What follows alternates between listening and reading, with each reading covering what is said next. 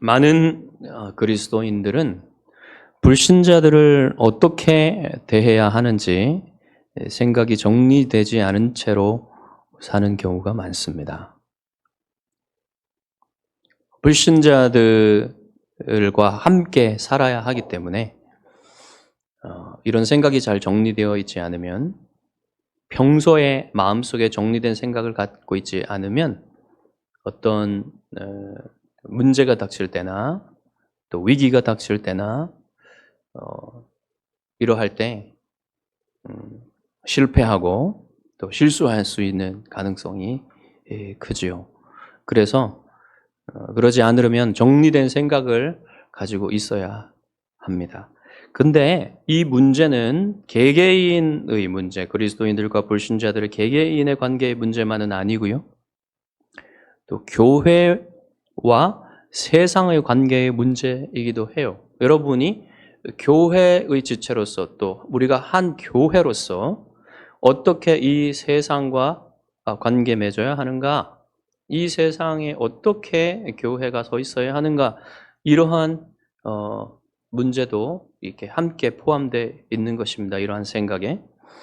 그래서 교회도 이 문제에 대한 정돈된 생각을 가지고 있어야 돼요. 그리고 이 그리스도인 개개인의 행동과 또 교회 공동체의 행동은 완전히 분리될 수는 없죠. 그렇지만 구별되어야 할 때도 있습니다. 단순하게 말씀드리면, 여러분이 불신자들을 대할 때는 어떻게 대해야 되냐면, 하나님의 말씀처럼 최대한 그들과 평화롭게 살아야 합니다. 그리고 그리스도인들은 불신자들과 함께 살면서 그들에게 복음을 증거하는 증인으로서 살아야 돼요. 그들이 잘 해주든지 잘 해주지 않든지 우리는 의롭게 살면서 그리스도의 관용을 보여주면서 우리의 삶으로도 복음의 능력을 보여주어야 할 책임이 그리스도인들에게 있습니다. 그것이 우리가 기본적으로 가지고 있어야 될 생각이에요. 불신자들에 대해서. 그리고 누군가 여러분에게 그렇게 살아갈 때에 여러분 안에 있는 소망의 이유를 묻게 된다면, 여러분은 여러분의 회심의 경험과 함께 복음의 진리를 그들에게 나누어 주어야 할 그런 책임이 여러분에게 있는 것입니다. 자, 그러면 이제 개인은 그렇고요. 교회와 대비되는 것은 성경에서 무엇입니까? 세상이지요, 세상. 교회와 세상이 대비되고 있습니다. 그러면 교회와 세상은 무슨 관계지요? 원수이지요, 원수. 그런데 여기서 말하는 세상, 성경에서 말하는, 지금 우리가 말하고 있는 이 세상은 불신자들 개인이나 그들의 가정이나 또는 기업체나 단체나 국가를 말하는 게 아니에요. 이것을 혼동하시면 안 됩니다. 여기서 말하는 세상은 무엇이냐면 하나님을 대적하는 모든 것을 가리켜서 그 총체가 다 세상이라고 하는 거예요. 하나님을 대적하는 사상, 하나님을 대적하는 문화, 하나님을 대적하는 어떠한 단체, 어떠한 행동들 속에 있는 모든 것이 합쳐져서 세상을 이루는 것입니다. 그러면 이 세상의 믿음과 행동의 원리는 무엇일까요? 죄입니다. 그들은 죄의 원리에 따라서 믿고 행동해요. 세상은. 그리고 이 세상의 지배자는 누구일까요? 마귀이지요. 그래서 죄와 마귀가 다스리는 모든 것이 바로 세상인 거예요. 이 세상은 교회와 원수입니다. 자, 불신자들은 그러면 이 세상에 속해서 살고 있지요. 이 세상에 속하여서 죄의 원리에 따라 믿고 행동하고 마귀의 지배를 받으면서 살아가고 있는 사람들이 불신자들이다. 이러한 생각을 여러분 기본적으로 가지고 있어야 됩니다. 그리스도인들은 불신자들에게 친절해야 하고 그들과 평화롭게 지내야 하고 그들에게 복음을 전하기 위해서 그들에게 사랑을 전하고 모든 그러한 기본적인 마음으로 살아가되 그들이 세상에 속한 마귀와 죄의 지배를 받고 있는 사람들이라는 사실을 잊어서는 안 돼요. 자, 오늘 본문은 세상이 교회와 신자들을 미워하는 것은 아주 당연한 사실이다라는 것을 보여줍니다. 주님께서는 그게 왜 그런지 말씀해 주시고요. 또한 교회와 신자는 세상으로부터 미움과 박해를 받게 될 것이다라고 말씀하십니다. 그리고 세상이 반드시 심판을 받게 될 것이라고 말씀하세요. 이것을 말씀하시는 것은 단순히 경고를 하시고자 하신 말은 아니고요. 여러분을 위로하시고 여러분의 믿음을 더 강하게 붙들어 주시기 위해서 이런 말씀을 하시고 계시는 것입니다. 자, 여러분이 모두가 이 말씀을 통해서 여러분이 지금 천국 순례의 길을 가고 있는 나그네잖아요. 그 나그네 길을 걸어갈 때에 여러분에게 세상의 미움과 세상에 박해가 있을지라도 믿음을 지키면서 갈 수 있는 여러분이 되시기를, 또 기쁨으로 그 길을 걸어갈 수 있는 여러분이 되시기를 바랍니다. 자, 본문으로 한번 들어가 보겠습니다. 이 본문은 여전히 가룟 유다가 아닌 유다가 예수님께 질문한 그 질문에 대한 대답으로서 주어지고 있어요. 유다가 뭐라고 질문했습니까? 주여, 어찌하여 자기를 우리에게는 나타내시고 세상에는 아니하려 하시나이까? 18절에 이 질문에 대한 좀 더 앞에 살펴본 대답보다 좀 더 직접적인 예수님의 대답이 시작되고 있습니다. 18절과 19절을 우리가 같이 한번 읽어보겠습니다. 18절과 19절. 세상이 너희를 미워하면 너희보다 먼저 나를 미워한 줄을 알라.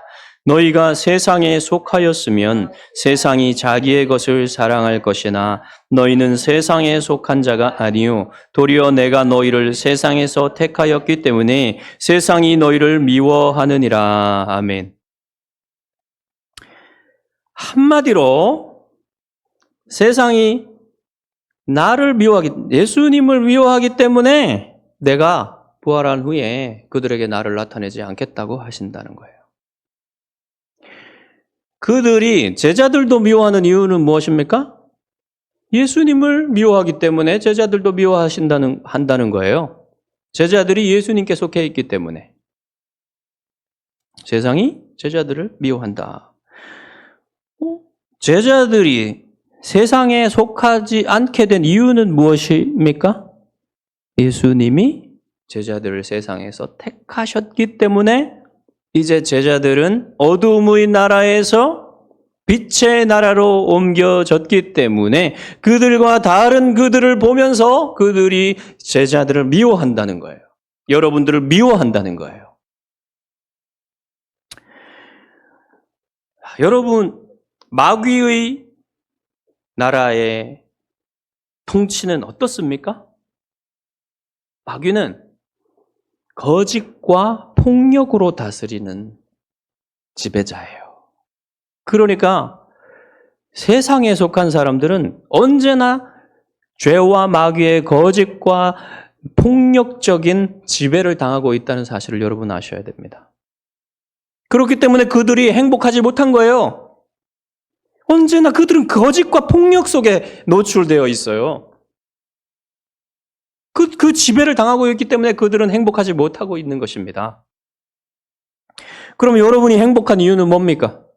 여러분은 예수 그리스도의 진리와 사랑의 지배를 받고 있기 때문에 여러분들이 행복할 수밖에 없는 거예요.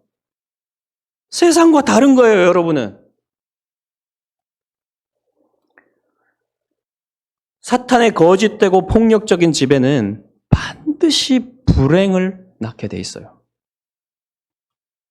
여러분, 부부가 서로 거짓되고 폭력적으로 서로를 대한다면 행복할 수 있습니까?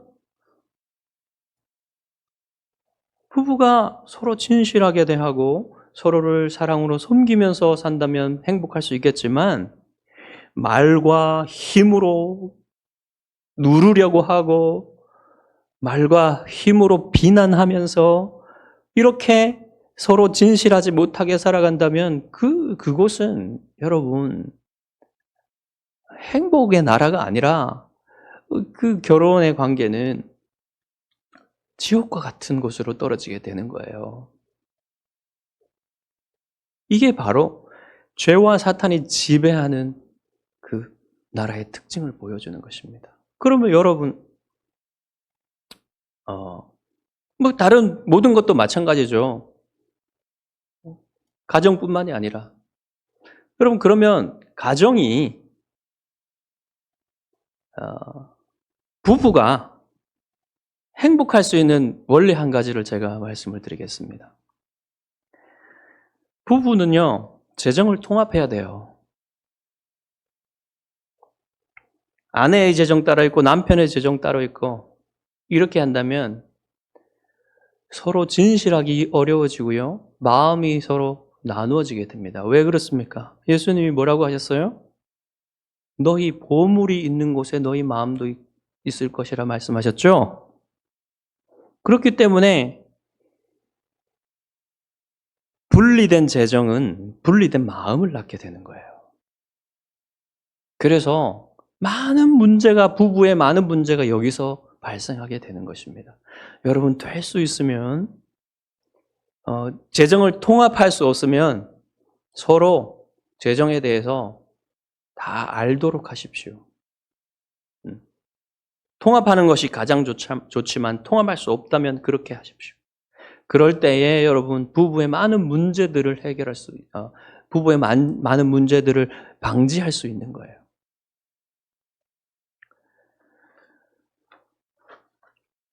자, 기업이나 단체나 국가도 마찬가지입니다.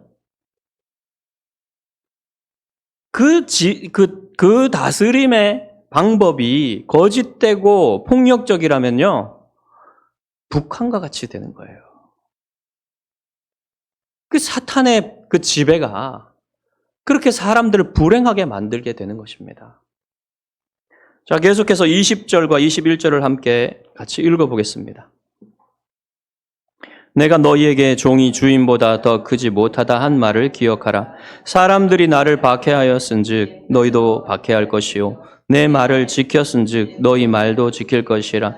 그러나 사람들이 내 이름으로 말미암아 이 모든 일을 너희에게 하리니 이는 나를 보내신 이를 알지 못함이라. 자, 여기에 보시면 20절은 이렇게 이해하시면 됩니다. 종이 주인보다 더 크지 못하기 때문에, 그래서 어쨌다는 거예요? 그들이 예수님을 박해한 것처럼 제자들도, 예수님의 종인 제자들도 박해할 것이라는 겁니다. 그리고 또 뭡니까? 주인이신 주님의 말씀을 지켰으면 종인 너희들의 말도 지킬 것이다, 이렇게 말하죠. 그런데 실제로 어떻게 되었습니까? 그들이 주인이신 주님의 말씀을 지키지 않았기 때문에 여기서 말하는 것은 반어법적으로 너희들의 말도 지키지 않을 것이란 말이에요. 그래서 21절은 이렇게 이해해야 됩니다. 세상에 속한 사람들이 예수님의 이름으로 말미암아 이 모든 일, 즉 박해를 제자들에게 할 것인데 그 이유는 예수님을 보내시니, 즉 아버지 하나님을 알지 못하기 때문이다. 그들이 아버지 하나님을 알지 못하기 때문에 예수님을 박해하고 또 제자들을 박해하게 되는 것이다. 이렇게 말씀하시는 거죠. 자, 이렇기 때문에 어떻게 하시겠다는 거예요? 예수님이 부활하신 후에 자신을 세상에 나타내지 않으시겠다는 겁니다. 만약에 여러분 이렇게 생각해 보십시오. 예수님이 부활하신 후에 세상에 자기를 나타냈다면 어떻게 되겠습니까? 똑같다는 거예요. 부활하시기 전이나 부활하신 후에나 그들은 여전히 예수님을 믿지 않을 것이고 예수님을 미워하고 예수님을 박해하고 죽이려 할 것이라는 말입니다. 그래서 예수님이 세상에 자신을 나타내지 않으시겠다는 거예요. 제자들은 이 사실을 이제 미리 알고 박해를 받을 것을 예상해야 된다는 말입니다. 예수님이 부활하신 후에 제자들은 이제 예수님이 부활하셨으니까 자기들 앞에 꽃길만 펼쳐질 것이다 이렇게 생각하면 안 된다는 거예요. 교회도 마찬가지입니다. 예수님을 믿고 부활하신 주님이 승리하셨으니 이제는 교회 앞에 꽃길만 펼쳐질 것이다. 건강하고 부하고 모든 것이 성공할 것이다. 이렇게 생각하면 안 된다는 겁니다. 오히려 교회는 세상으로부터의 미움과 박해를 예상해야 된다는 거예요. 이 사실은 주님 오시는 날까지 변함이 없어요. 그렇게 갈 거예요, 쭉. 그래서 여러분, 주님과 하나 된 교회는 주님과 함께 영광도 받을 것이지만 이 땅에서 고난도 함께 받아야 한다는 사실을 잊어서는 안 돼요. 그것이 교회의 운명입니다. 자, 이에 대해서 많은 그리스도인들이 잘못된 생각을 가지고 있어요. 비성경적인 생각을 가지고 있어요. 교회가 교회다워지면 세상으로부터 사랑을 받을 것이다? 전혀.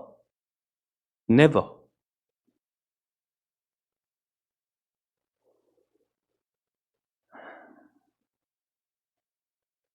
정말로 성경과 거리가 먼 생각이죠, 그것은. 교회가 의롭게 살고 더 거룩해질수록 세상과 더욱더 구별되면 세상은 교회가 자기들과 다르고 자기들과 같은 소속이 아니다라는 것을 알고 더욱더 미워하고 박해하게 될 것이라는 말이에요. 그러므로 여러분 속지 말아야 됩니다. 교회가 세상의 사랑을 받고 칭찬을 받으려면 세상과 비슷해져야 된다라는 마귀의 속삭임에 넘어가지 말아야 돼요. 그건 마귀의 속삭임입니다. 교회는 세상의 사랑을 받으려고 하면 안 돼요. 어떻게 세상의 사랑을 받습니까, 교회가? 원수인데. 사랑을 받을 생각을 하지 마십시오. 왜 교회가 세상의 사랑을 받으려고 합니까? 있을 수 없는 일이에요. 왜 그걸 하려고 하는 거죠, 교회가?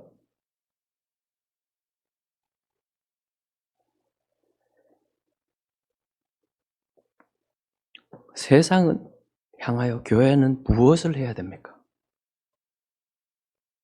세상과 달라져야 돼요. 구별돼야 됩니다. 그렇지 않으면 세상은 오직 교회로부터만 볼 수 있는 빛을 잃어버리게 되는 거예요. 저기 등대가 하나 있는데 배들이 그 등대의 불빛을 보고 가야 되는데 그 불빛이 없어지게 되는 겁니다. 어디서 복음을 듣겠어요? 복음이 희미해지고 흐릿해지고 다 섞여버렸는데 어디서 복음의 빛을 보겠습니까? 그리고 그들이 세상과 비슷해진 그리스도인들의 윤리적인 삶을 보고 어디에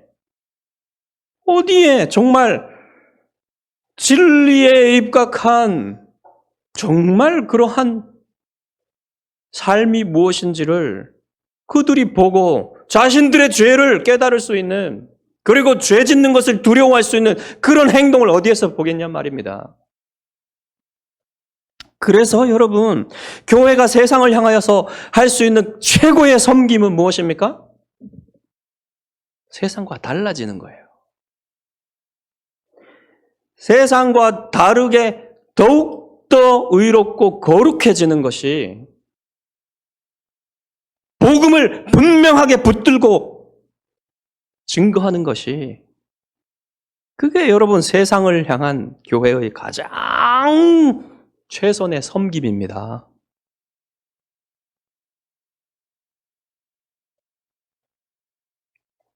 보이는 것이 아닌 보이지 않는 하나님을 믿고 다 자기중심적으로 사랑하며 사는, 자기를 사랑하는 사람들은 사랑하고 자기를 미워하는 사람들은 미워하는 이 세상과 달리 그리스도께서 친구를 위해 자기를 내어주신 그 희생적인 사랑을 본받으며 사랑하며 이 세상에 보이는 물질적인 이 세상에 썩어질 것들, 그 물질과 명예와 권력을 추구하며 살아가는 사람들이 아닌 하나님께서 완성하실 저 하나님 나라를 소망하며 이 세상에 소망을 두고 살지 않는 그러한 교회가 여러분 이 세상을 향한 최고의 섬김을 하는 교회입니다.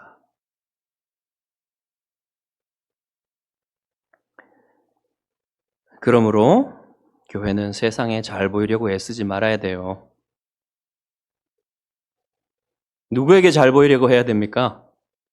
하나님께 잘 보이려고 해야죠. 하나님의 영광을 위해서 최선을 다하려고 해야죠.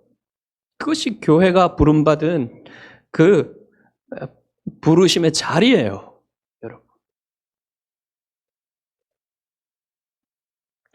그러기 위해 주님은 교회에 핵심적인 명령을 주셨습니다. 뭡니까? 서로 사랑하라고 하셨죠. 서로 사랑하라. 그래야 너희들이 내 제자인 줄 알리라. 그럼 교회가 서로 사랑하기 위해서는 무엇이 필요합니까? 일치된 신앙 고백과 하나님을 향한 일치된 헌신이 필요해요. 그래야 여러분 교회가 서로 사랑할 수 있어요. 여러분 아무리 서로 사랑하자 해봐야 그것은 그냥 노력하는 것뿐이에요. 사람의 노력으로. 물론 우리의 노력을 해야 됩니다. 서로 사랑할 때. 서로 사랑하기 위해서 노력을 해야 됩니다. 그러나 그 사랑이 견고해지고 성숙해지려면요, 믿음의 고백이 일치돼야 돼요. 서로 다른 믿음을 가지고선요, 서로 사랑하기 힘들어요. 그리고 하나님을 향한 서로에게서 사랑과 하나님을 향한 헌신을 볼 때 그들은 더욱 서로 사랑하게 되어 있습니다. 교회의 지체들은. 그러면 여러분이 일치되어야 하는 그 신앙의 고백의 내용은 무엇입니까? 제가 오늘 간단히 여러분이 함께 가지고 있어야 될 신앙의 일치된 그 원리의 핵심적인 것을 여러분에게, 주로 구원에 관한 믿음에 대해서 여러분에게 확실히 정리해 드리겠습니다. 여러분, 종교개혁자들은 로마 교회, 중세 로마 교회와 구별시키기 위해서 5가지 구원에 관한, 믿음에 관한 원리를 구호로 만들었어요.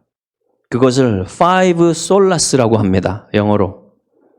라틴어 구호로 5개의 이 구호를 만들었는데요. 첫 번째가 솔라 스크립투라. 따라해 보십시오. 솔라 스크립투라. 오직 성경입니다. 왜 이 오직 성경이 강조되어야 됐냐면 로마 교회는 성경도 가지고 있지만 그 성경에다가 사람들의 경험, 교회가 그 성경을 해석한 전통, 그리고 최고 지도자인 교황의 가르침, 그리고 사람들의 신비적인 경험, 이런 것들을 가지고 와서 그런 것들이 성경과 비슷한 자리의 권위를 차지하도록 만들었기 때문에 우리의 신앙과 삶의 최고의 권위는 오직 성경이다. 무오하고 오류가 없고 그 성경만으로 우리의 믿음과 우리의 구원과 우리의 삶에 충분한 권위를 가지고 충분한 진리를 가진 성경으로 충분하다. 그래서 교회가 믿고 그 따를 최고의 권위는 오직 성경이다. 이렇게 말한 것이에요. 여러분, 이 오직 성경에 대한 믿음이 일치되지 않으면요, 교회는요, 다 뿔뿔이 흩어져요. 마음이 뿔뿔이 흩어진단 말입니다. 그렇기 때문에 오직 성경, 솔라 스크립투라 꼭 외우십시오. 두 번째는 솔루스 크리스투스. 따라해 보십시오. 솔루스 크리스투스. 오직 그리스도입니다. 오직 그리스도. 여러분을, 전적으로 타락한 여러분을 하나님 앞에서 의롭다 여김밖에 해주실 수 있는 분은 오직 예수 그리스도밖에 없고, 그분이 완성하신 구속 사역에 의지해서만 여러분이 하나님 앞에서 의롭다 하심을 받고 하나님과 교제할 수 있는 사람이 될 수 있다는 말이에요. 그리스도 외에는 중보자가 없습니다. 하나님과 여러분 사이에. 세 번째로 솔라 피데. 따라해 보십시오. 솔라 피데. 오직 믿음. 오직 믿음입니다. 로마 교회는 믿음도 필요하지만 구원받으려면 믿음에다가 공로를 둬야 된다고 말했어요. 왜 그렇습니까? 그들에게 있어서는 이 세상 사람들이 생각하는 것처럼 뭔가 구원받기 위해서는 자기가 할 수 있는 일이 있다고 말하는 겁니다. 그게. 여러분, 구원받기 위해서 자기가 할 수 있는 일이 있습니까? 조금도 없어요. 아무것도 없어요. 오직 믿음을 통해서만 하나님의 구원의 선물을 받을 수 있다고 말하는 거예요. 믿음에 무엇인가를 더하면 안 돼요. 로마 교회는 지금도 믿음 플러스 공로라고 얘기합니다. 믿음만 가지고서는 구원받을 수 없다고 얘기합니다. 그러나 우리는 오직 믿음으로 구원받는다는 사실을 아셔야만 합니다. 그리고 네 번째로 솔라 그라티아. 따라해 보십시오. 솔라 그라티아. 오직 은혜입니다. 오직 은혜. 오직 은혜. 처음부터 끝까지, 영원 전부터 영원 후까지 구원은 오직 하나님께 달린 거예요. 하나님의 은혜에 달린 겁니다.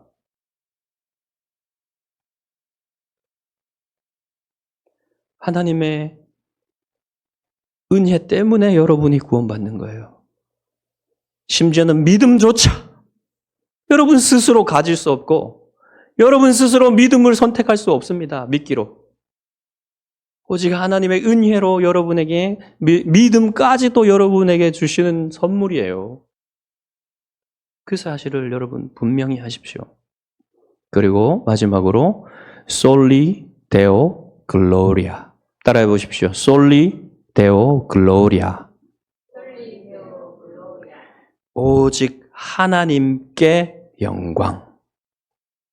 이 모든 것, 구원이 여러분 오직 믿음과 오직 은혜로만 여러분에게 주어진다는 사실은 여러분이 아무것도 여러분의 삶의 모든 것, 여러분의 삶에서 있는 모든 선한 것들, 여러분의 믿음까지도 아무것도 자랑할 것이 없고 오직 하나님께만 영광이 돌려져야 한다는 사실을 말하고 있는 겁니다. 여러분, 이 5가지 구호를 반드시 외우십시오. 다시 한번 외워보겠습니다. 솔라 스크립투라. 오직 성경. 솔루스 크리스투스.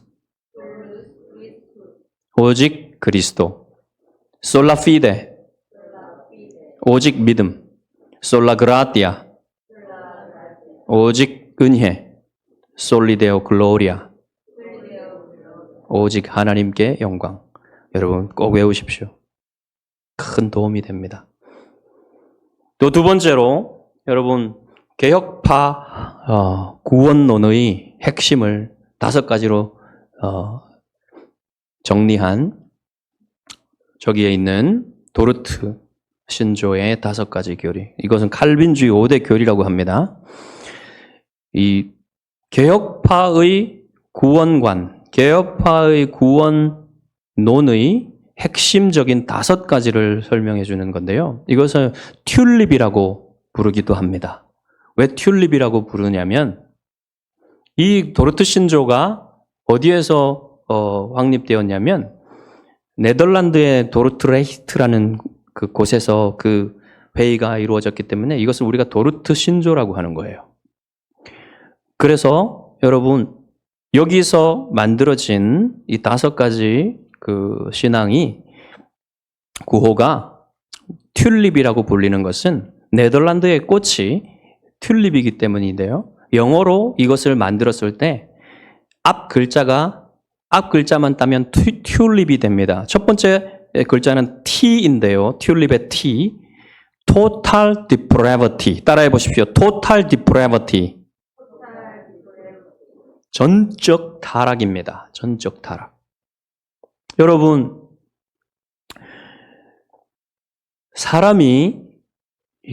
아담이 범죄하였을 때 모든 사람이 타락했어요. 아담 안에서. 그 타락은 인간의 전인격을 오염시켰습니다. 전인격을 오염시켰어요. 지성과 감정과 의지, 그리고 그에 따라 움직이는 육체까지도 다 오염시킨 거예요. 그래서 인간은 이렇게 전적으로 오염되었기 때문에 자신이 스스로의 힘으로 하나님을 기쁘시게 할 수 없습니다.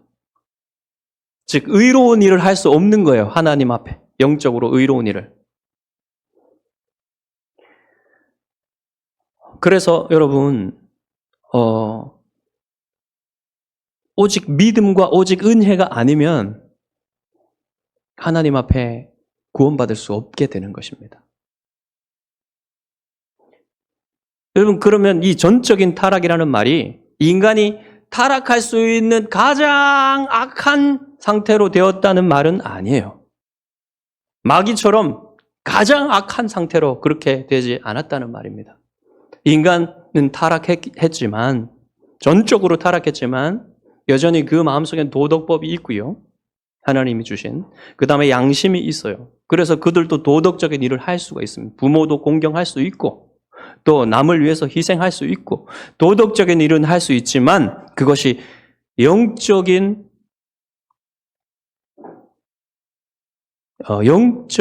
의로움은 될 수가 없어서 하나님 앞에 그 모든 도덕적인 일들도 하나님 앞에 기쁨을 드릴 수 없단 말입니다. 자, 두 번째로 튤립의 두 번째 글자 U. unconditional election. 따라해 보십시오. unconditional election. 무조건적인 선택이란 말입니다. 무조건적인 선택. 하나님이 영원전에 이 세상을 창조하시고 사람들을 창조하시기로 작정하셨는데 그때 무엇까지 작정을 하셨냐면 앞으로 타락하게 될 인류 가운데 인간들 가운데 어떤 사람들은 구원하시기로 작정을 하셨는데 그것을 우리는 예정이라고 합니다. 그러니까 사람들의 구원에 관한 하나님의 작정은 예정이라고 하는 거예요. 근데 이 예정을 하실 때 하나님은 무조건적인 하나님의 은혜와 사랑으로 조건이 없이 어떤 조건이 없이 사람들을 택하셨어요. 구원할 사람들을 택하셨어요. 그것을 무조건적 선택이라고 합니다. 심지어는 알미니안주의자들은 이렇게 주장을 했어요. 하나님이 미리 아심을 통해서 역사 가운데 하나님이 자신의 작정하신 것을 실행하시는 역사가 펼쳐질 때 그때에 어느 때에 어떤 사람들이 믿는 것을 보시고 영원전에 그것을 보시고 그들이 믿었기 때문에 믿게 되기 때문에 그 믿음을 보시고 그들을 선택하셨다. 이러한 주장을 한 사람들이 바로 알미니안주의자들입니다. 알미니우스주의자들입니다. 알미니우스고요. 그게 아니라는 거예요. 어디에 그런 게 있습니까? 성경에? 하나님이 무조건적으로 오직 하나님의 사랑과 은혜로 어떤 사람들을 하나님이 긍휼히 여길 자를 긍휼히 여기시고 하나님이 불쌍히 여길 자를 불쌍히 여기시는 것입니다. 아무런 조건이 없어요. 인종과 나라와 성별과 외모와 부와 재능 아무것도 아닙니다, 여러분. 아무런 차이도 심지어는 믿음도 아니라는 거예요. 무조건적인 선택입니다. 그리고 튤립의 세 번째 글자 L. Limited Atonement. 따라해 보십시오. Limited Atonement. 예, Limited Atonement. 예, 제한적 속죄란 말이에요. 제한적 속죄. 당연한 것입니다, 여러분. 이것은 예수님이 누구를 위해서 속죄 사역을 하셨는가에 대한 질문이에요. 특별히 예수님이 십자가에서 누구를 위해서 죽으셨냐 묻는 겁니다. 누구를 위해서 죽으셨습니까? 오직 영원전에 하나님께서 구원하시기로 택한 택자들만을 위해서 죽으셨다는 거예요. 제한 속죄입니다. 제한적 속죄.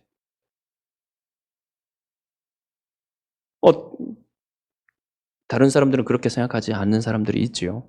알미니우스주의자들은 예수님이 모든 사람들을 위해서 죽으셨다고 말합니다.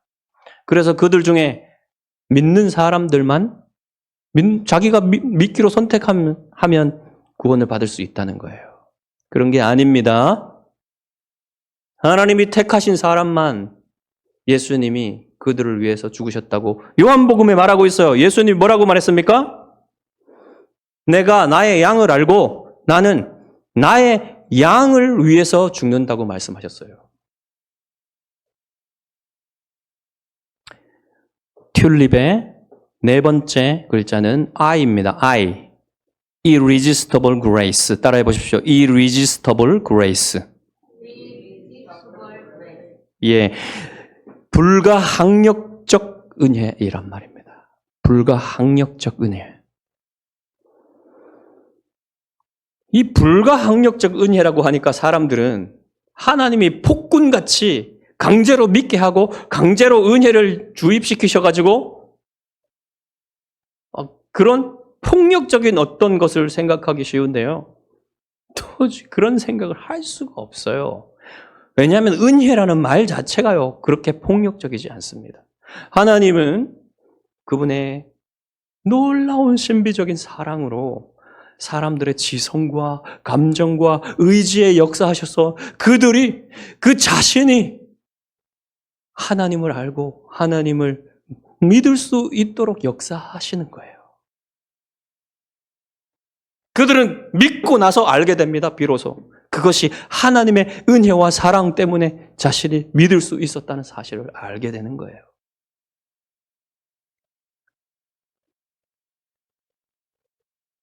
항거할 수 없는 은혜예요.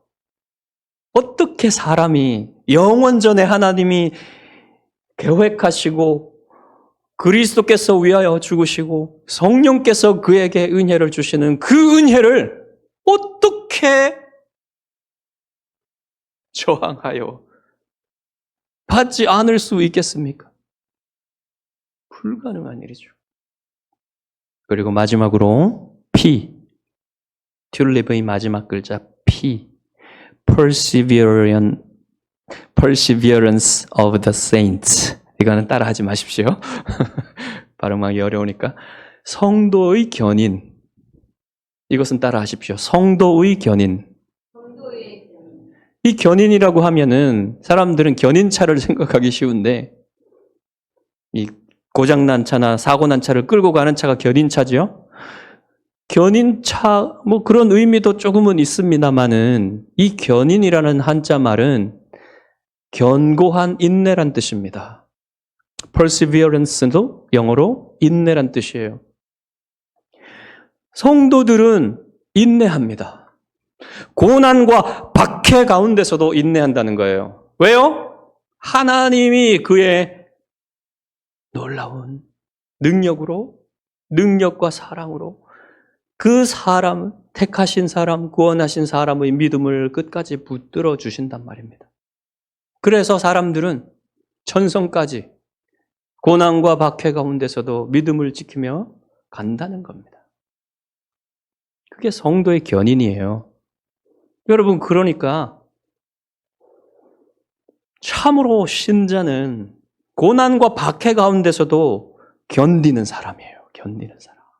인내하는 사람이 그 사람이 신자인 것입니다. 이게 성도의 견인의 교리예요, 여러분. 그러니 여러분 견디십시오. 믿음으로 견디십시오. 고난이 오고 박해가 올지라도 견디십시오. 하나님이 지켜주십니다. 그거 믿으십니까? 자, 다시 한번 외워보겠습니다.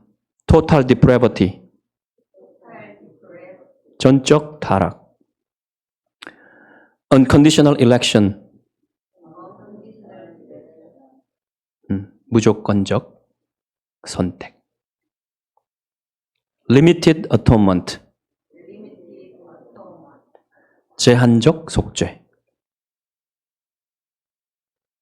Irresistible grace. 불가항력적 은혜. Perseverance of the saints. 그 다음에 여러분 성도의 견인. 따라해 보십시오. 성도의 견인. 외우십시오, 여러분. 저 뒤에 있습니다. 이거 꼭 외우십시오. 여러분의 마음에 새기고 뼈에 새기십시오. 그렇게 할 때 여러분 우리 교회가 최소한 이 구원론에 있어서만은 일치된 생각과 믿음을 가지고 갈 수 있는 거예요.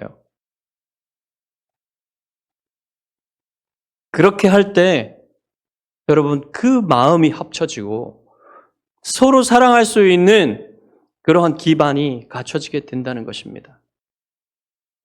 이러한 믿음에서 여러분 떠나지 마시기 바랍니다. 자, 다시 본문으로 돌아가 보겠습니다. 22절부터 27절까지는 그리스도와 사도들을 핍박한 사람들에 대한 재판정을 보여줍니다. 이 재판정의 재판장은 누구십니까? 성부 하나님과 성자 하나님이세요. 그리고 증인들이 있어요. 위대한 증인들이 셋이 있습니다. 누구냐면 율법과 성령과 사도들입니다. 그리스도와 제자들을 핍박한 사람들에 대한 재판정이 열립니다.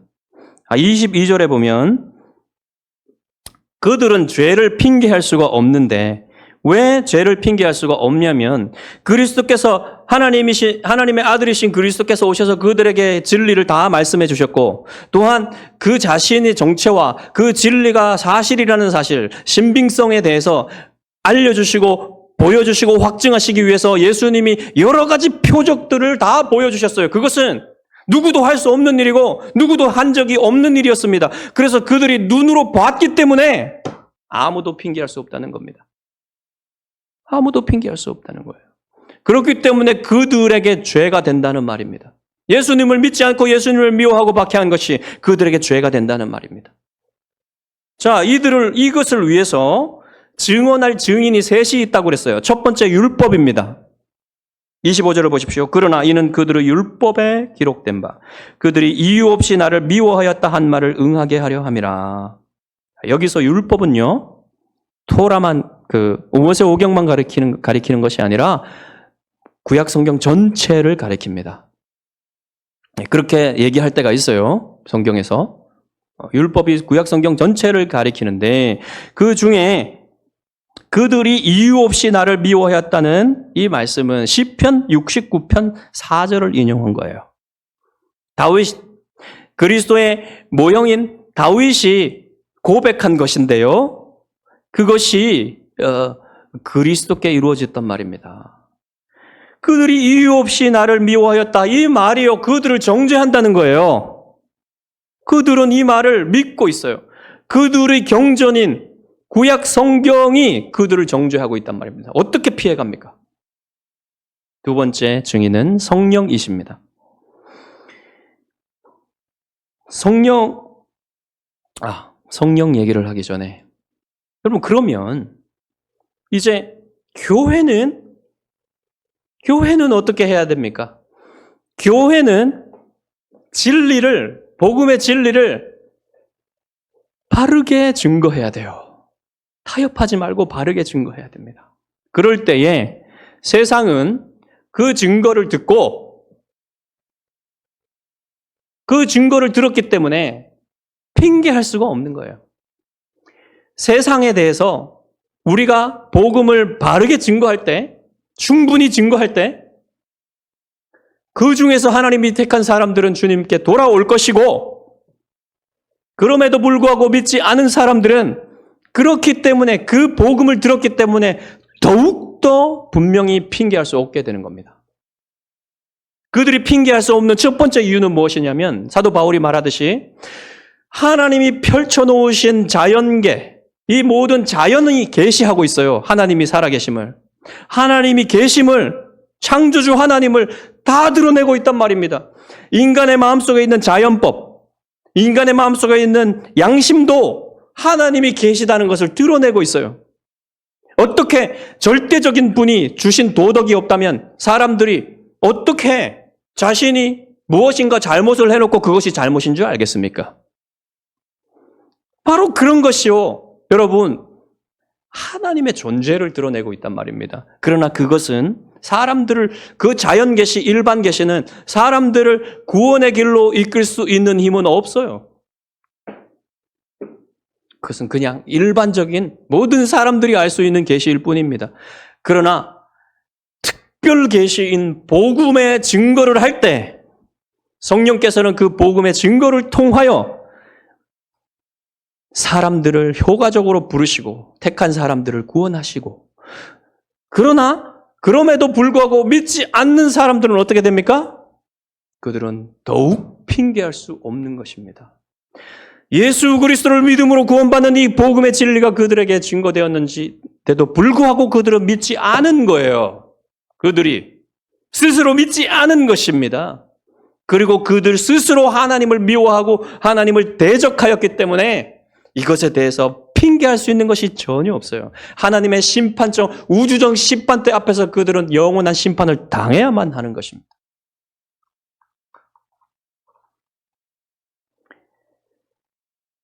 자, 그리고 아까 정죄하는 분이 또 한 분 계시다 그랬죠? 성령님이십니다.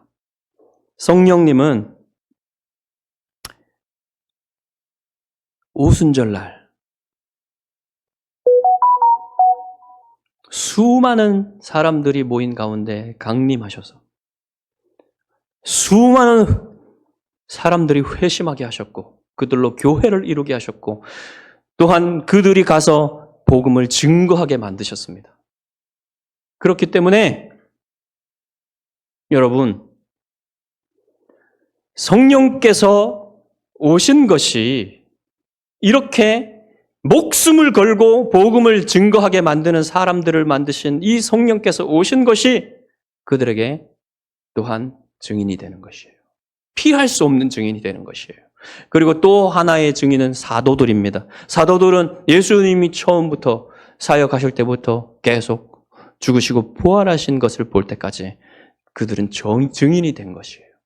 그들은 목숨을 버리면서까지, 목숨을 걸고까지 주님의 죽으심과 부활을 증거했습니다. 그렇기 때문에 피해갈 수 없는 것이죠. 핑계할 수 없는 것이죠. 세상은 그래서 하나님의 심판대 앞에서 누구도 피할 수가 없습니다. 누구도 핑계할 수가 없습니다. 그래서 여러분, 마지막으로 이 세상은 결코 교회를 이길 수 없습니다, 여러분. 이 세상은 결코 교회를 이길 수 없어요. 아무리 핍박하고 아무리 교회가 고난을 당하더라도 교회는 주님 오시는 날까지 살아남을 것입니다. 살아남아서 믿음을 지키고 복음을 증거할 것이에요.